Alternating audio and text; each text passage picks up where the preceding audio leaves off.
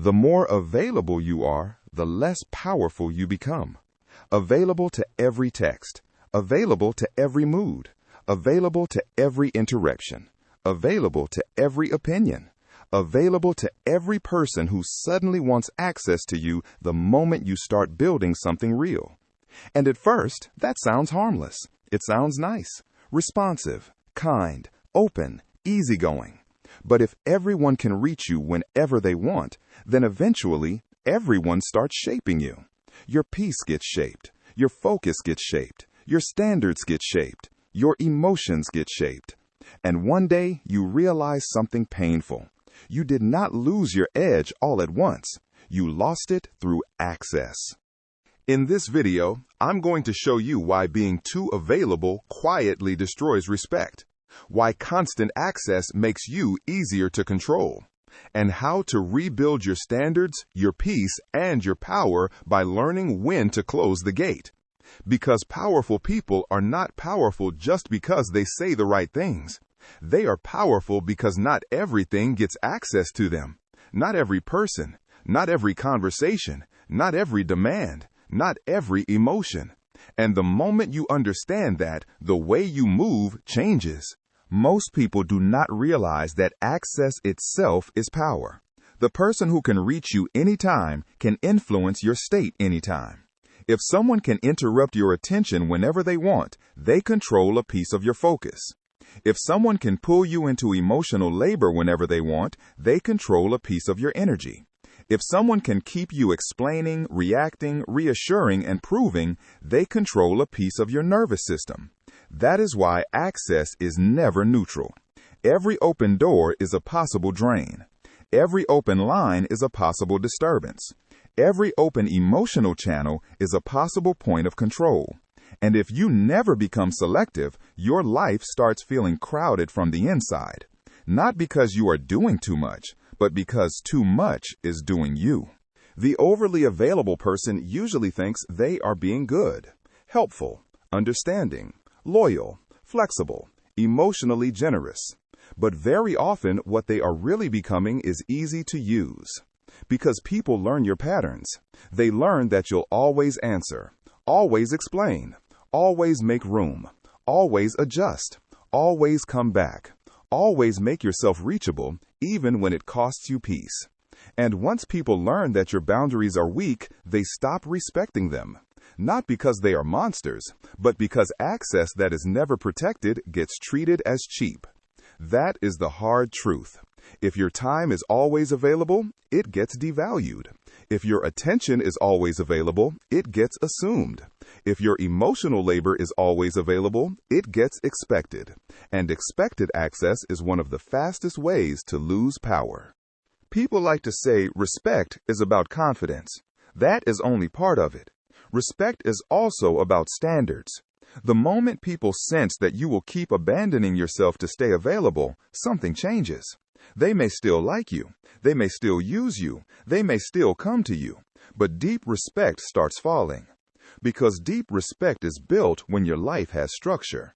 When your yes means yes. When your no means no. When your time has weight. When your energy is not public property. When access to you feels earned, not automatic. That is what people feel. And the truth is, people rarely say, I respect this person because they answer instantly. No, they respect the person who moves with intention, the person who does not panic, the person who does not rearrange their whole inner world every time someone knocks. A lot of people confuse availability with value. They think if they are always there, they will be appreciated more. If they always answer, they will be chosen more. If they always make room, they will matter more. But being reachable all the time does not make you valuable. It often just makes you convenient. And convenience gets consumed, not always respected. That is why so many people feel drained and unappreciated, because they built their identity around being accessible instead of being grounded. They became the person who is always there, but not the person whose presence carries weight. That is a huge difference. A powerful presence is not built by endless availability. It is built by self-governance, by selectivity, by boundaries, by emotional discipline, by knowing what deserves your attention and what does not. This is where Stoic self-respect becomes real. The Stoic path is not about becoming cold. It is about becoming governed by principles instead of pressure, governed by reason instead of urgency, governed by standards instead of emotional demand. That means not everything outside you gets to command what happens inside you. Not every text gets immediate importance. Not every person gets full access to your state. Not every request becomes an obligation. Not every interruption deserves your best energy. A Stoic person asks a different question. Does this deserve entry into my mind? That question alone changes your life.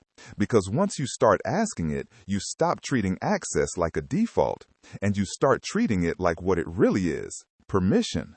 The reason so many people struggle with this is simple. They are afraid of what happens when access changes, afraid of disappointing people, afraid of being called distant, afraid of being misunderstood, afraid of seeming different, afraid that if they stop overgiving, they will stop being valued.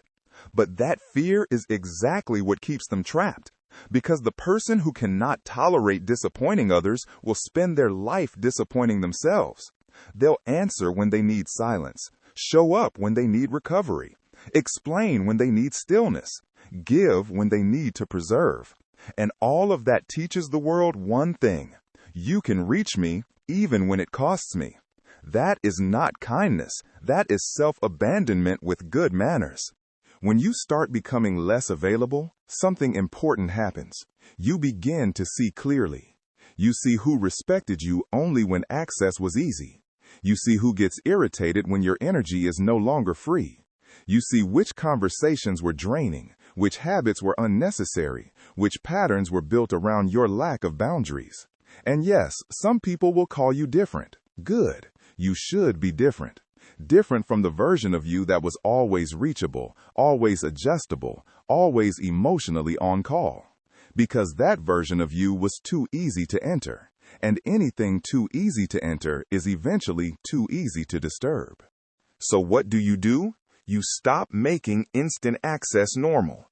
You answer slower when needed. You stop explaining every delayed response. You stop giving full emotional availability to people who have not earned emotional depth. You stop treating every request like an emergency. You stop proving you are good by how available you are. And you start building new rules. My peace comes first. My focus has value. My time is not open-ended. My energy is not free. My silence is not a problem to fix. My boundaries do not require a speech. That is how power starts returning. Not through aggression, through structure. Not through performance, through standards. So remember this: the more available you are, the less powerful you become. Because power needs space. Power needs protection. Power needs selectivity. Power needs a gate. If everyone can reach you, everyone can influence you. If everything can interrupt you, nothing deep gets built inside you. If your life is always open, your peace will never feel secure. So stop being endlessly available. Become clear. Become selective. Become harder to access. Become someone whose attention, energy, and presence actually carry weight. Because your power does not grow when you let everything in. It grows when you finally decide what no longer gets access. If this hits something real in you, like, comment, and subscribe. And in the comments, write this: my energy is no longer available for everything.